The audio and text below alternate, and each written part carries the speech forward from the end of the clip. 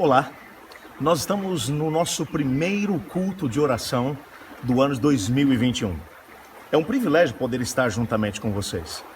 Obviamente que você, até pelas imagens que você tem a possibilidade de visualizar, você percebe que eu escolhi fazer esse primeiro sermão de um lugar que pode despertar em você e em mim também um pouco daquele senso de aventura. Esse rio que aqui se encontra é o rio Itararé, é o rio que passa exatamente no fundo do sítio que meu pai me deixou como herança. Meu pai costumava pescar muito nesse rio, ele gostava muito disso. Esse lugar me traz boas recordações. Mas uma coisa que acaba acontecendo aqui também, alguns indivíduos gostam de poder descer o rio de rafting, fazendo rafting, canoagem, entre outras coisas. É realmente uma grande aventura. E por que eu estou falando sobre isso nesse primeiro culto 2021? Porque nesses quase 20 anos de ministério, eu tenho reparado que a vida das pessoas, como disse alguém, ela pode ser comparada com um filme. E um filme, você sabe que tem vários gêneros. Tem algumas pessoas, por exemplo, que vivem a vida como se fosse um filme cujo gênero é drama.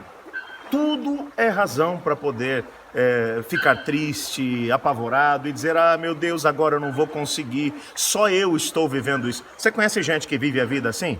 Como um grande drama? Você conhece gente, por exemplo, que vive a vida como um filme de terror?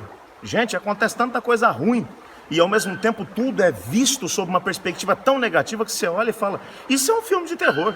Chega a dar medo de poder escutar a história de algumas pessoas. Mas tem algumas pessoas, por exemplo, que vivem a vida como uma grande aventura. E eu não estou falando com isso de viver a vida de forma irresponsável. Eu estou falando sobre aqueles que decidem viver a vida junto com o Senhor Deus. Aqueles que resolvem encarar os desafios da vida na companhia do Senhor Jesus. Eu confesso a vocês que eu particularmente gosto muito de rafting. Gosto de poder descer rios com corredeiras, dentro de um bote. Mas eu não me animo a fazer isso sozinho, porque eu não sou um especialista na área. Mas quando você tem um especialista que dirige o bote, então você aproveita a descida, você aproveita cada uma das situações como uma grande aventura. Por isso eu quero hoje mostrar para você que, independente das circunstâncias da vida, mesmo que elas sejam realmente desafiadoras, como nós ainda estamos vivendo no início desse 2021, ainda temos uma pandemia que está acontecendo, tem todo um processo de vacinas que nós às vezes desconfiamos um pouco da sua procedência, a Anvisa ainda não deu a sua chancela, mas é a melhor hipótese que nós temos até agora. Mas ao mesmo tempo a gente se pergunta como é que vai ser a nossa história em 2021. Eu confesso a vocês que quando estávamos passando a virada do ano em família, eu perguntei para minha família, para minha esposa, para os meus filhos, o que eles achavam ou como eles achavam que seria a nossa história daqui a um ano. No Réveillon de 2021 para 2022. E eu confesso que pela primeira vez vi a minha família parando, pensando e dizendo: é difícil imaginar como serão as coisas. Porque vivemos um momento de instabilidade. Mas quando olhamos para a Bíblia, há um personagem que aparece aqui, você poderia olhar para a história dele vendo um filme que seria um drama. Ou poderia ver também como se fosse um filme de terror.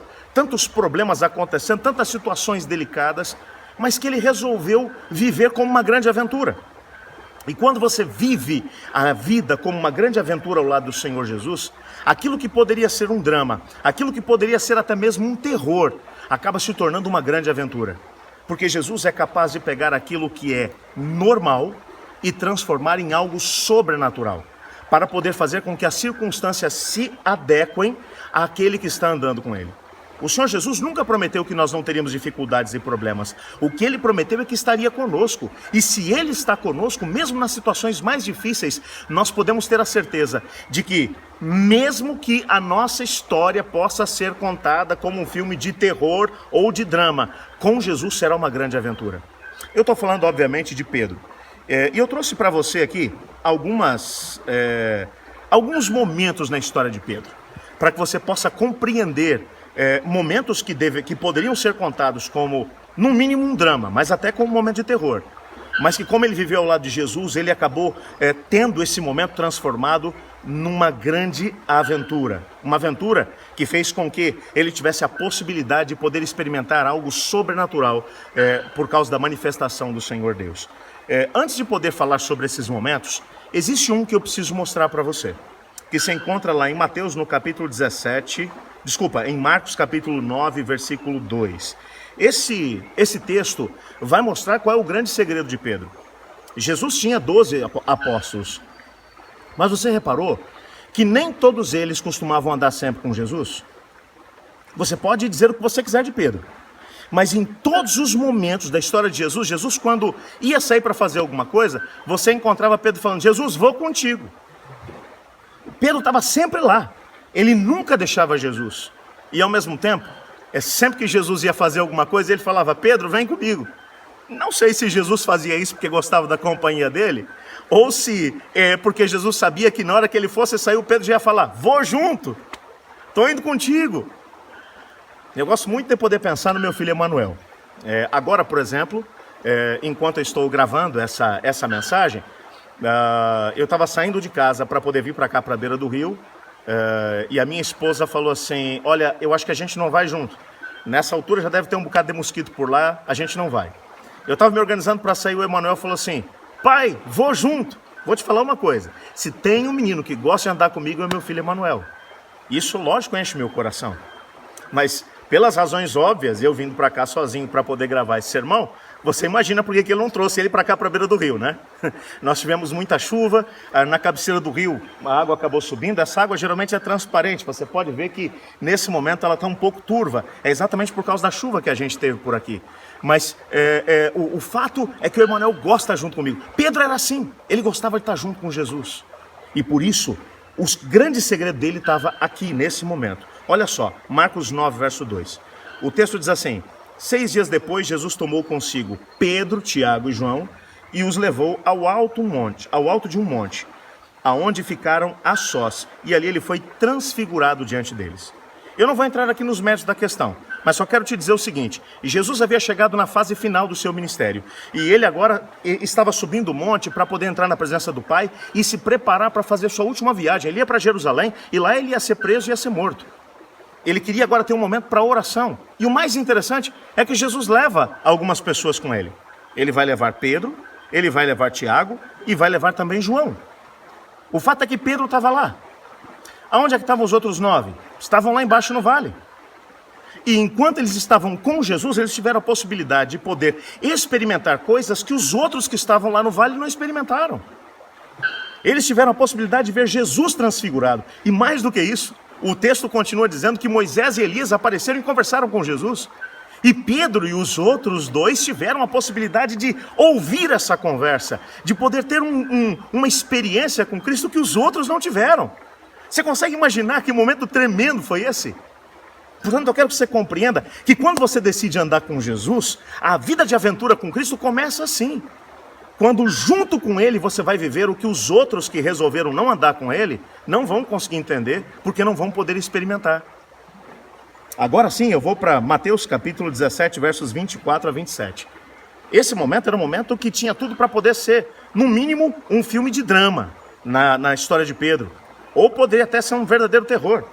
Olha o que o texto vai dizer.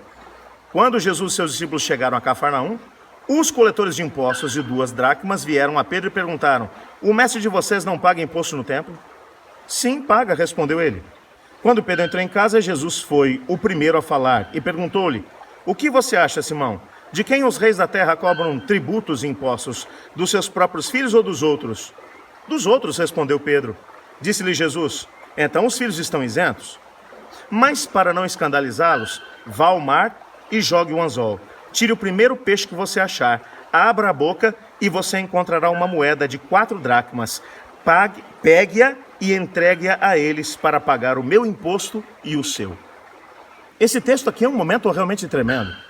Veja, Pedro está chegando de um momento em que ele tinha feito uma viagem com Jesus, provavelmente uma das suas viagens missionárias pela Galileia. E quando ele chega exatamente ali em Cafarnaum, que era o quartel-general de Jesus Cristo, onde Pedro morava também, onde estava a casa de Pedro, e Jesus também morava ali naquela mesma cidade, Pedro vai chegando e os coletores de impostos vêm e dizem assim: escuta, pague o imposto. Você percebe nitidamente pelo contexto que Pedro não pagou. E quando você vai analisar aqui o contexto, você percebe que Pedro provavelmente não tinha dinheiro para poder pagar. E os camaradas deixaram nas entrelinhas de que eles voltariam para poder receber o imposto, tanto dele quanto também de Jesus Cristo. Ele é bem verdade que não entrou para poder perguntar para Jesus, Jesus, o que a gente faz? É provável que ele tenha tido vergonha de poder compartilhar aquele momento de dificuldade com Jesus. Dizer, Jesus, não tenho dinheiro, o que nós vamos fazer agora? Os cobradores estão batendo na porta da minha casa, o que eu faço? Olha, eu conheço pessoas que pegariam uma história como essa e vou te dizer, transformariam num verdadeiro drama. Outros diriam, que terror! Eu conheço gente que por menos do que isso, foi capaz de tirar a própria vida. Estão com dívidas, não conseguem pagar, e aí se desesperam, e a história parece que termina por aí. Mas a história de Pedro não para por aqui. Como ele andava com Jesus, Jesus vai dizer para ele, Pedro, faz o seguinte, já que você é pescador, vai pescar. Eu imagino Pedro falando, ô Senhor, para eu poder conseguir o dinheiro para pagar o meu imposto e o seu, Jesus, vou ter que pescar muito peixe. Mas Jesus fala, não é com o peixe que você vai pagar o imposto. Porque para um pescador, pescar era o quê? Era natural, era normal. Mas como Jesus queria transformar aquele drama ou aquele terror numa aventura, Jesus fala, vai lá e pesca um só, vai de caniço, não vai de rede. Joga o anzol na água e você vai pegar um peixe. Quando você pegar o peixe, você abre a boca dele. Lá dentro vai estar o dinheiro para poder pagar o teu imposto e o meu. Eu imagino, isso aqui é fantástico, porque quando você olha para Pedro, eu conheço muita gente que falaria, Jesus, isso aí não vai dar certo, não, já é. Jesus, não vai acontecer. Ou se é para pescar, eu vou levar as redes, eu vou jogar rede no mar, eu vou pescar o máximo que eu puder. Eu preciso de muito peixe, eu não preciso de um. Mas como Jesus disse que era para ser um só, Pedro vai e joga o anzol na água. E ele pega um peixe. E quando ele abre a boca do peixe, lá dentro tem exatamente o valor que ele precisa para poder pagar o seu imposto e o de Jesus. Olha que aventura! Eu imagino Pedro olhando depois para aqueles que estavam passando por momentos de dificuldade financeira e falando assim, gente do céu, relaxa, a vida de vocês está parecendo um drama, está parecendo um terror. Olha, com Jesus, até dentro da boca de um peixe, você tem a possibilidade de arranjar dinheiro. Primeiro caixa multibanco da história. Jesus criou para Pedro, quando ele tirou o dinheiro da boca do peixe. Fantástico isso. Olha, um outro momento, que também tinha tudo para poder ser um drama, mas acabou sendo uma aventura. Mateus capítulo 14, versos 22 a 33. O texto é assim, logo em seguida Jesus insistiu com os discípulos para que entrassem no barco e fossem adiante dele para o outro lado, enquanto ele despedia a multidão. E tendo despedido a multidão, subiu sozinho ao monte para orar. Ao anoitecer, ele estava ali sozinho, mas o barco já estava a considerável distância da terra, fustigado pelas ondas, porque o vento soprava contrário a eles. Verso 25. À outra madrugada, Jesus dirigiu-se a ele andando sobre o mar. Quando viram andando sobre o mar, ficaram aterrorizados e disseram, é um fantasma, e gritaram de medo. Mas Jesus imediatamente lhes disse, coragem, sou eu, não tenho medo. Senhor, disse Pedro, se és tu, manda-me ir ter contigo sobre as águas. Venha, respondeu ele. Então Pedro saiu do barco, andou sobre as águas e foi na direção de Jesus. Mas quando reparou no vento, ficou com medo e começou a afundar e gritou, Senhor, salva-me. Imediatamente Jesus estendeu a mão e o segurou e disse, homem de pequena fé, por que duvidaste? Quando entraram no barco, o vento cessou e então os que estavam no barco o adoraram, dizendo, verdadeiramente tu és o Filho de Deus. Que momento tremendo é esse? O Evangelho de João dá um contexto para essa história. Ela diz que Pedro e os demais discípulos estavam com uma visão distorcida a respeito de Jesus. Eles queriam fazer Jesus virar rei à força. E Jesus manda eles entrar no barco e atravessarem o mar, enquanto ele sobe a montanha para poder orar ao Pai. Ele passa algo em torno de 7 horas em oração.